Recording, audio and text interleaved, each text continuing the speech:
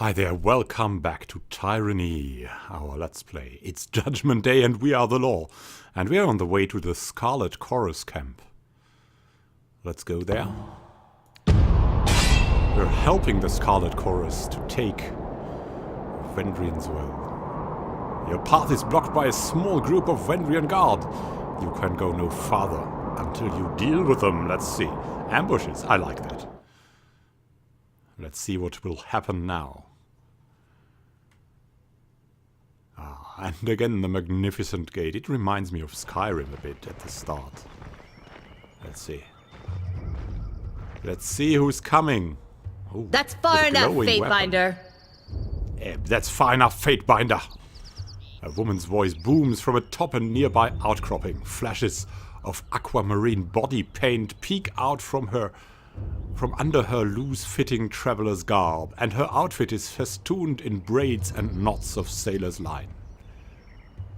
And we're suspecting this is an Oathbreaker whore. What? The blue body pigment, bladed staff, and complex braided attire are the traditional trappings of the School of Tides. Oh, she's a caster probably. According to Fatebinder Rogalas, the majority of the school fled before the coming of Kyros. The remainder were last seen during the first campaign in Vendrian's Well. The School of Tides traditionally studies the magic of water and grave light, the art of directing the moon's arcane light into baleful, searing energy. So she's dangerous. Flanked on either side by warriors dressed in Vendrian guard regalia, the woman leans on an elaborate bladed staff pulsing with arcane energy. A swath of blue fabric rests draped over her arm. And what is that? The blue flag is a symbol of diplomacy and truce, recognized across the most known world. And it is a custom the Tearsmen hold dear. To harm another person under the auspices of a blue flag is a grave offense. In both the Tears and in Kyros' empire, the customary punishment is death. So, she's a diplomat. And we shouldn't kill her. In accordance with ancient customs north and south, I offer and request a delay of blade. There are matters we must discuss without fear of reprisal. The woman bows deeply, lowering her head in a practiced display of etiquette. The warriors by her remain in a ready stance, their nerves clearly on edge.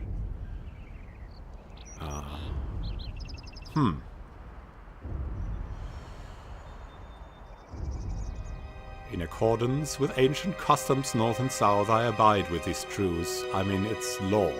As is our custom, we are ready to kill to defend our lands, but we kill only in fair battle. We don't slay our prisoners. We know this isn't Kyros' way, but we must have hope. Well, it's not against the law what we do, so... A few of my kin have gone missing, and though they may have perished, I have to inquire on the off chance they still live. If Captain Tarkus Deimos still lives, we would negotiate for his release. Well, there is something about Tarkus Deimos. And we're not lying, because we are the law. Tarkus Deimos is dead. I see. That is as I feared, but thank you for telling me all the same. I prefer closure to wishful thinking. If I may make one more inquiry, what of Palox Tyrell? Did he survive? What indeed? He did not survive the encounter. Oh, I like this. I like these reminders of things past. It helps a lot. It helps a lot. Well, he's also dead. She nods slowly, saying nothing for a long My moment. apologies, Fatebinder. I had a terrible feeling this errand was in vain from the start. Palox Tyrell was the madman who attacked the Commander Drestus we saved. I had no expectations that our friends could be saved, as I'm sure the time for swapping prisoners is long gone. But at least I know of what became of them. That'll have to be enough. We're not diplomats, but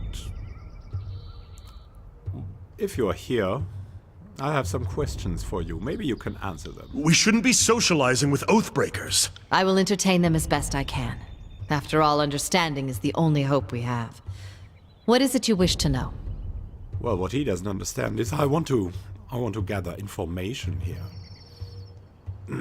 So, how did you and your friends overthrow the garrison? I would joke that the voices of Narat left the gate unlatched, but dozens of warriors lost their lives taking the citadel. There was no secret to it.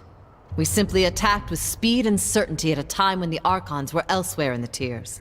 The Scarlet Chorus had a rout, and what few disfavored soldiers were present made an impressive showing. But they were surrounded and overwhelmed once the chorus fled. Oh man, so the chorus, again, yeah. So, and what are you trying to save? I mean, what is worthy of them, so we can access it, maybe? I grew up without my knee bent to Kyros, and if I'm going to bow to someone, let it be another Tearsman. We've ruled ourselves just fine for centuries, so we'll give our lives so that our sons and daughters might rule themselves. Maybe we can convince her. That would be something.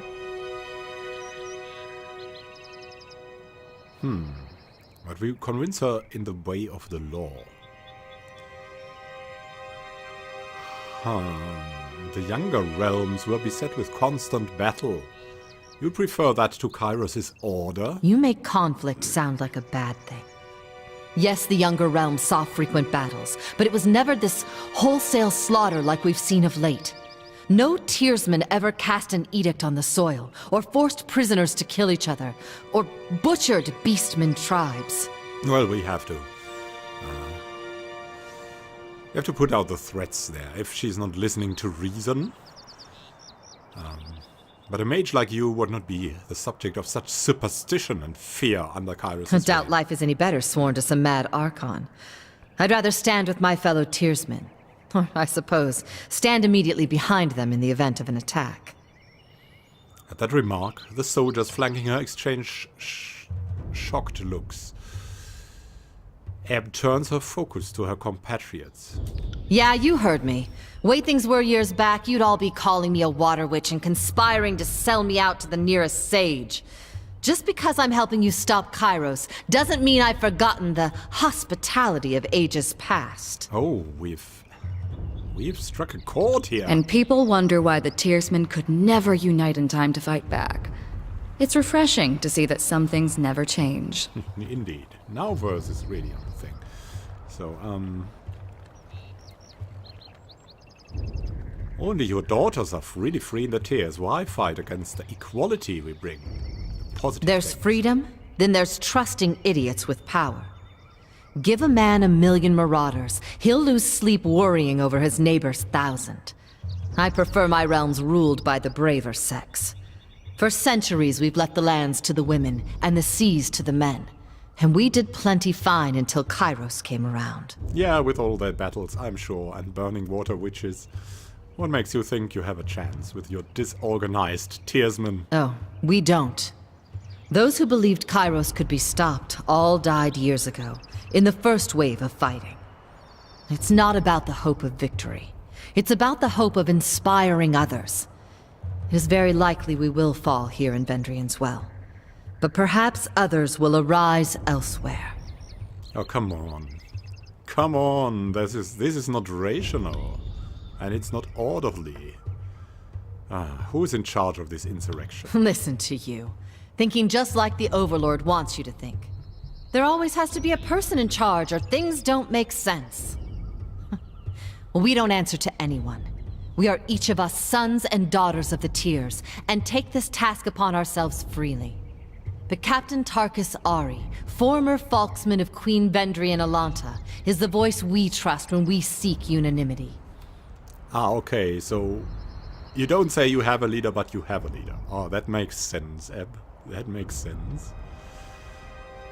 I assume Tarkus Ari and Tarkus Demos are relations. Yes. Deimos was Ari's brother. We were certain he was dead, but the captain takes family seriously. So I volunteered to find some answers. And now here we are. Well, you could join the family of Graven Ash. He's taking it even more seriously, and he's healing his family members. Were there prisoner swaps in the past? That is our way, Binder. Here in the South, only thugs and bandits kill prisoners. The younger realms may be guilty of constant fighting, but we never slay each other when the battle's long over. We're not about to change that now. Well, the battle was not over, so... As a rule, Kyros' forces haven't been keen on swapping prisoners. But I know our disfavored prisoners aren't prisoners anymore. I just assumed they were swapped for some of our own. That's all, Ed. Fair enough. But now a question for you. The Edict. I can feel its magic coursing through the air. Everyone can. But those of us enlightened to the currents of magic feel it most. The wording of the Edict. What was it? Well, we will tell her. Maybe they'll give up. Is that unwise? They cannot stop the edict. I mean, we cannot really lie, because, yeah, we could stop that. We'll demoralize her. We're bold, we're dread, we're the judge, but we're really not, yeah, playing tricks well. Kyros' forces must take Ascension Hall by the Day of Swords, or all in the valley will perish. In the name of the vaunted North, the will of Kyros should be delivered with blade and hammer, not to the ears of oathbreakers and compromisers. What can they do? Nothing, Barrick, you need to believe. Curious. You did say all in the valley. So the edict will affect Kyros' forces? This is most unexpected. Her eyes widen at your words. Correct. That is most troubling. So either the soldiers come to destroy and kill us, or the edict does the work. I suppose we should be so honored the Overlord is taking no chances on us. I've another question for you, if you will entertain it. Are we really standing here and chatting with oathbreakers? It's hard to watch, like cuddling a goat you're going to kill for dinner. Yeah, she's right. We're done. A shame. But if you have no heart for discourse, I will take no more of your time. Yeah, you now get lost. In accordance to our ancient customs, north and south, let us conclude this truce in peaceful accord. May peace find you soon, Fatebinder. She and her retinue turn to leave.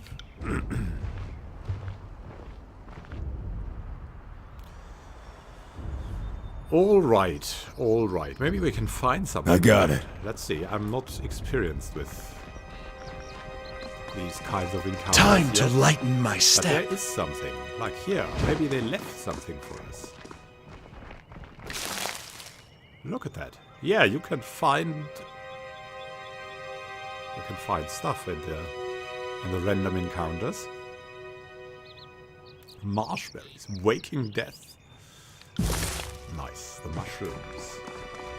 Let's wander around here a bit. Maybe we'll find something useful. The grasslands of the Tears stretch far throughout the land. Much of it remains uninhabited and unclaimed by any faction.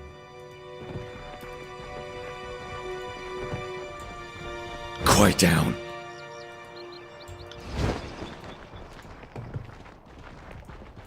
Come on, Barrick. 8 days still.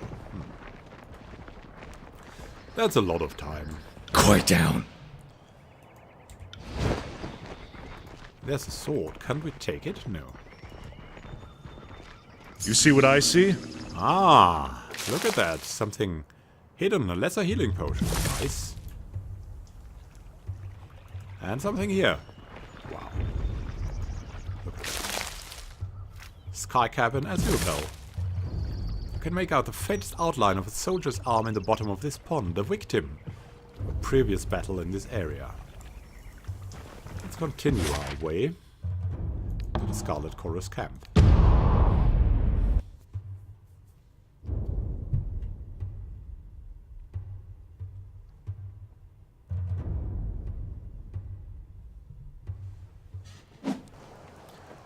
So, what's going on here?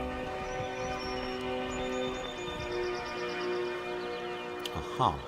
There's a bunch of people here. Of the Horde. Talk to them.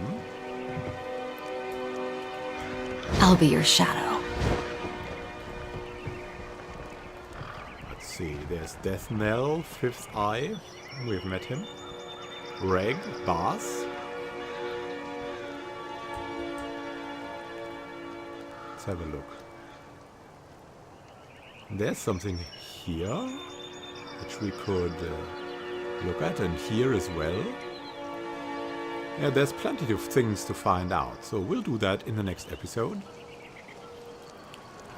Oh. When it's Judgment Day again, and we are the law, we will do what we think is right, without paying respect to anyone else but Kyros. Happy gaming to you, and see you in the next episode.